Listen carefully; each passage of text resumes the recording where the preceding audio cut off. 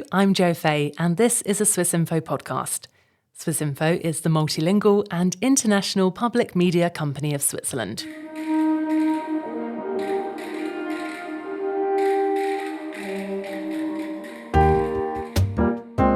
Silicon Valley tycoons often talk about empowering people and creating community, but how much can most people benefit from emerging technologies?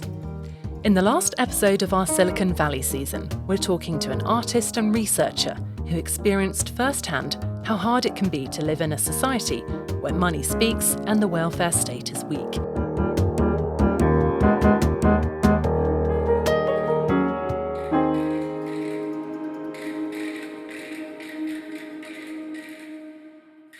Today we're meeting the artist Sherry Wong, who's a self-proclaimed tech lover. Yet she's quite critical of the Silicon Valley tech industry. Our science journalist, Sarah Ibrahim, spoke to her last year in San Francisco. Sarah, welcome back. Tell us about Sherry. Why did you meet her? Yeah, Sherry was a teacher in the workshop that I followed in San Francisco. And immediately I thought that I wanted to really talk to her because she talked about racism and how difficult it is for people of color, of different origins, to live in a place like San Francisco, like the Silicon Valley, that you would not expect because there is a melting pot. The majority of the people there are not from that region, are coming from all over the world. It's really, really huge. There's this immigration there. You wouldn't expect that. You would expect that they would feel at home, right? Mm-hmm. And even for her, Sherry is a person of Turkish and Hawaiian origins. She told us about her difficulties. So I really thought I want to have a chat with her. She says she loves tech, but yet she was very critical of it. How do these two kind of opposite ends of the spectrum sit together? That seems to be a bit of a contradiction. Yeah, it is. It's interesting because she's an artist and she uses her art to reflect about tech and also to reflect about being an artist surrounded by tech and how also artists could and should also help governing this technology and regulating this technology also for their own benefit because technology can help people, as we know, but also to protect themselves, to protect their jobs. And this is really a question that it's horizontal, that it touches every kind of job, even the creative ones. We saw with the advent of ChatGPT, of these very intelligent large language models, nobody of us is safe, even as journalists. So it's really interesting to hear from someone reflecting on technology, also using technology to make us think. Absolutely. Let's hear from Sherry Wong and what she had to say then. I always wanted to live here because my dad's American, and we saw America as this wonderful place that had more resources. You know, Turkey was poorer. The education's not going to be as good. The electricity would cut off. We only had hot water if we boiled it on the stove. We didn't have it coming out of the faucet. There's no air conditioning, you know. This is America. And I'd come visit and we would go to Disney World, you know. There's like, wow, there's this dream. But are you treated as an equal? Because here I'm not white, you know, and I know it.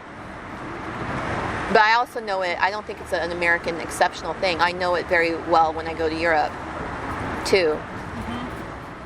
Sherry and I are sitting outside a cafe in San Francisco, not far from Chinatown. An orange and white driverless car rolls to a stop at an intersection, waiting for pedestrians to cross the road. Technology made for people, but maybe not for everyone, Sherry told me when she began looking at human rights issues behind the American dream. I was always very interested in human rights, but then life happened and I became an artist. So I ended up working at Pier 9 Autodesk at their art residency. They had an art residency that placed artists next to the engineers making the software, and we had a workshop here that was the future of making things, and it had robots and lasers, and I was just like a child at a candy shop because I'm an artist. It's like anything I want to make, they will teach me and give me money to make. And the most futuristic tools, like machines that could mill metal in any shape that you want, I could use it. Like, these things cost millions of dollars. They're not accessible to normal artists ever. You can't afford it. And that was the first time I encountered machine learning. And they were using it to make generative tools. Like, you put in some parameters, like parametric design, like, you know, how to make a bike, and the computer would spit out like, hey, here's some possible like iterations of a bike design. And it all looked like bone structures, you know, it was like early generative design. But it was so magical, and the first thing I thought of was, oh, computers are going to take design and art jobs. Are people talking about this? You know, are there ethics for AI? Are there any ethics? Wait, what about ethics for technology? I had never really thought about it because I'm a naive young artist. Like, I was a painter. You know, my art was painting. I wasn't a technology artist. I was. When was it? Which year was it? Was it 90? No, not 90. 2006, 7. Because I thought technology, we understand some, and we have some rules. Like a lot of things are technology, like in medicine, and they have social norms. But new technologies, we haven't really developed either the laws or the social norms around them, and there's going to be issues. So emerging technology needs like an additional look. And I thought like people weren't talking about it at all. But then I met a couple of people, and it turns out, you know, it's just new to me, but it's actually a huge area of conversation in academia, and there are a lot of other groups talking about the ethics of emerging technology, particularly AI. And that's when I started getting more and more into it, when I finally found other people who were thinking the same. And I learned from that it wasn't, the issue wasn't merely tech replacing labor, but much more broad. And I got more political, and I got more interested in equity and racism because I got into it from the art and technology perspective. I asked Sherry whether she thought there were still elements of racism in Silicon Valley today. Yeah, I think that that's a good way to put it. Every single sector and industry is structurally and systemically prejudiced, you know, and some people get pushed down and other people rise. And this division between the rich and the poor that happens here, that you see, is so dominant here because we've had such wealth and success go to Silicon Valley. You have such rich people. It's really created a bigger divide that you can see walking around in the city of the gap between the rich and the poor. And is it an equal gap? No, it's a gap that's severed along race lines. It's mostly the white who are rich, right? So it's kind of like constantly there. And so people don't think about it when they think about the aspects of Silicon Valley that we are idolizing. We idolize the myth of the inventor, the myth of oh wow, someone who's really, really smart can just get super rich, like the American dream. You know, these myths, and I call them myths because they happen out of a fairy tale, and then everyone else thinks that's a thing that happens, you know. They believe in it, like it's real for everybody. You don't see all the failures of the companies. Like, people come here to start companies, and you hear the success, like $1 billion unicorn, 3 nerds in the garage. They started with nothing, and it's not true. Did they start with nothing? No, they started with almost always all their friends and family, university contacts, because they were already privileged. If there is someone who's not white, they probably were very wealthy, or someone else on the team was white and very wealthy, and they were all connected to Stanford or another university where you already know the people that will give you that first money. Or you can take that risk, innovation. Like, it's not easy to innovate if you're poor, because if you take a risk and a chance, who's gonna hold you when you fail? You just fail. Your family can't support you if you fail. You have to maybe support them. You have to make money. There's no like, oh, well, I just only ate cereal for a month. There's a cushion for the people who are wealthy, and only they get to innovate. I was curious to know whether money from venture capital funds and universities for new startups would also go to less privileged people. Building startups. There's a few little groups that try to make the money go to other people, right? There's always hey, let's fund Black innovators, let's give money to so-and-so. And then you'll see success rates. Because it doesn't just come with oh, wow, great, we're giving more money to innovators who aren't from a certain class or a certain color. And then where's the support after that? Because everyone's friends with everyone else, and they are friends with people who are like them. They're friends with people they went to school with, they're friends from dinner parties, they're friends from Burning Man, and they're predominantly people like them. And even if you get your first round of money funded from some organization or nonprofit that's trying to, give venture capital to outsiders, your next round, who's it coming from? When you still only have access and you're never really going to be considered, and people might not ever, and there's that whole backlash now of oh, well, you only got the money because you're a person of color, or you're a woman innovator. You wouldn't have gotten that chance if you were a white man. There's people think that, I think. And you see it at universities, because we had forever, we have this right-wing backlash here in the States now. And you see the corollary at the university level of, what's it called? The affirmative action. Thank you. Yeah. Thank you. Yeah, so affirmative action, there's this whole whiplash against it at a political, legal level, because people thought that white people are getting left out, as if that's what it did.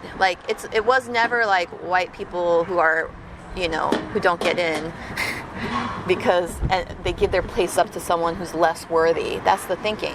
Well, that's racist thinking, because that's not actually how it that's not how it worked anyway. It was basically just programs and some funding to go to places where you had people who are really smart or really hardworking who should be there, but they never know about it, they never even apply, they don't even get a chance because they don't think they'll get in, and talking to those kids and getting them to put in an application, right?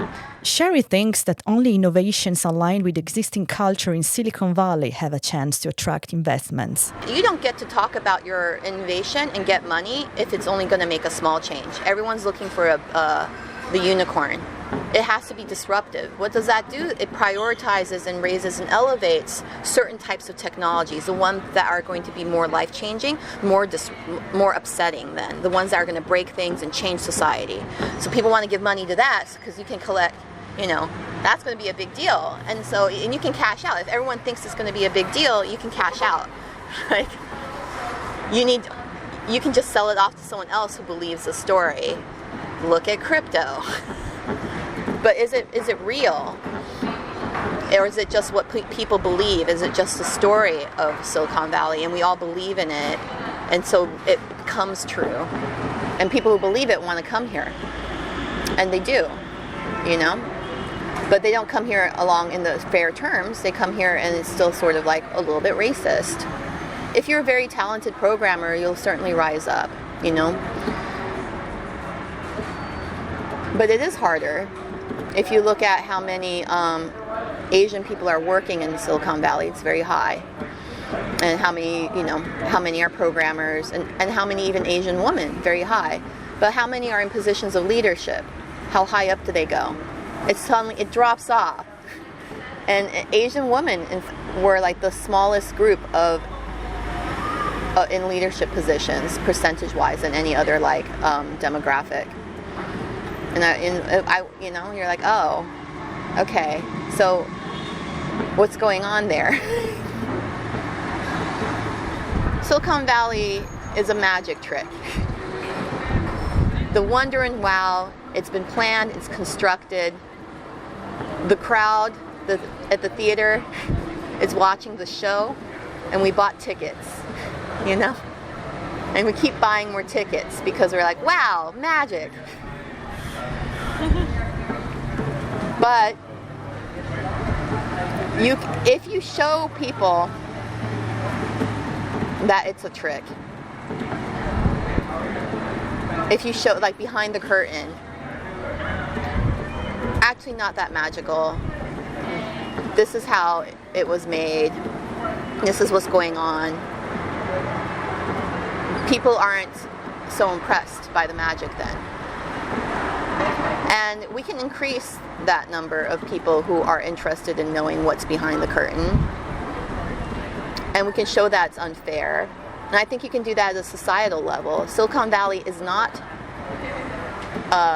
the problem. It is a symptom that's just very, very deep. And Silicon Valley is a concentration where you can see how broken it is, where people compete. And we hold that up as a symbol of like what is best. This is what we want. And I can see that changing because it has failed and people have paid for it. You can see its failure right here in San Francisco, which I think of sometimes as a petri dish for the experiments of Silicon Valley. It's right here. They test out the cars here first, delivery robots here first, you know, get your groceries delivered in 10 minutes, all these conveniences and extractive things. And what has it given people? But the poor got poorer and their jobs got more rocky. You don't have as many benefits. You still get jobs, but now you're no longer a taxi driver who gets health insurance. Now you're you're just a independent contractor.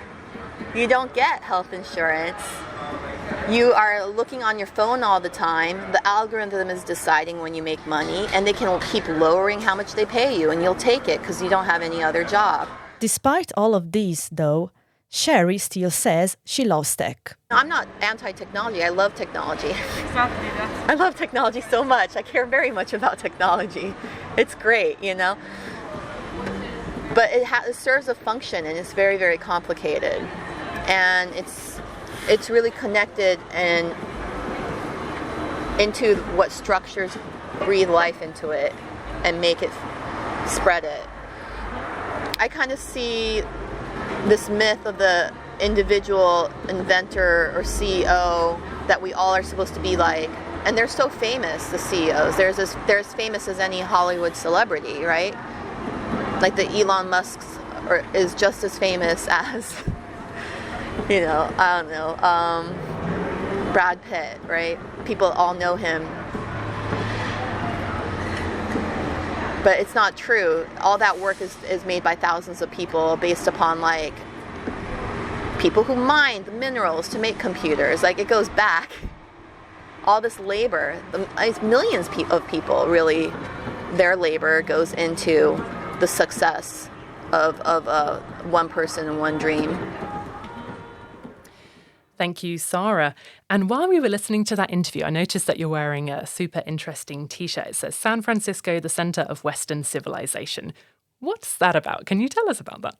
Yeah, of course. That's very funny because today when I decided this morning my outfit, it was completely by chance that I chose this. Probably I was attracted by this T-shirt that I bought in a secondhand shop in San Francisco last year. And I think it's very funny, this sentence. It's actually the opposite, because when you are there and you see all the poverty that is really in front of your eyes, and we in Switzerland, we live in a kind of bubble, but we are not completely out of the world. What you see there is crazy in terms of homelessness, in terms of drug addiction, in terms of people completely abandoned to themselves. This is something that we could not experience, luckily, to this extent here in Europe, thanks to our welfare and social system that is struggling, but still resisting to also opposing forces and also difficulties in our societies too.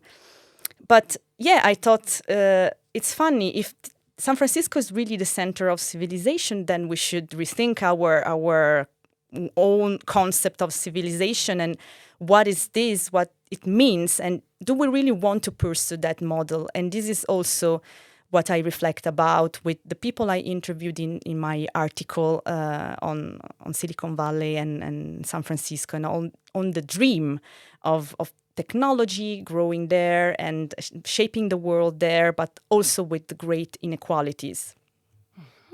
I see. Wow. That's not what I imagined would be behind this image and this sentence that I saw when I saw you wearing this T-shirt today. Okay, Sarah, thank you for explaining this, and thank you for these very interesting interviews that you brought back from San Francisco. And that brings us to the end of our 6-part Silicon Valley season, but we do already have plenty of news stories up our sleeves. In our next season, we'll hear what particle physics have to do with peace. We'll look into how carbon can be stored in recycled concrete, and we'll meet students building rockets. We're working on the next season already, and it will be coming soon to your favourite podcast apps, right here on the Swiss Connection podcast. In the meantime, if you've enjoyed listening, leave us a 5-star review on Apple Podcasts, and don't forget to click follow or subscribe wherever you listen, so you don't miss the next season. Today's episode was recorded and edited by our science and video journalist Michele Andina. For more content, visit our website, swissinfo.ch. I'm Jo Fay. Thanks for listening.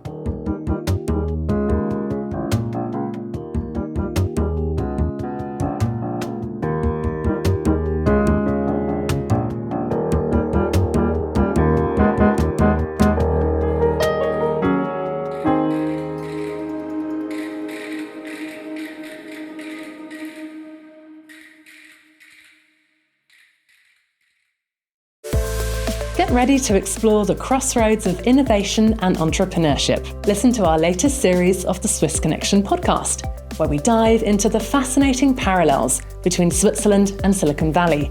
Switzerland and Silicon Valley are hubs of cutting-edge research and groundbreaking innovation. But what makes Silicon Valley the pinnacle of entrepreneurial culture and investment? Join our journalists Marc-André Miseret and Sarah Ibrahim as they venture into the heart of Silicon Valley. They sit down with Swiss-born entrepreneurs to uncover what Switzerland can learn from the world's tech capital. Get inspired by real stories from leading innovators in technology. Listen and subscribe to the Swiss Connection's latest series now, available wherever you get your podcasts.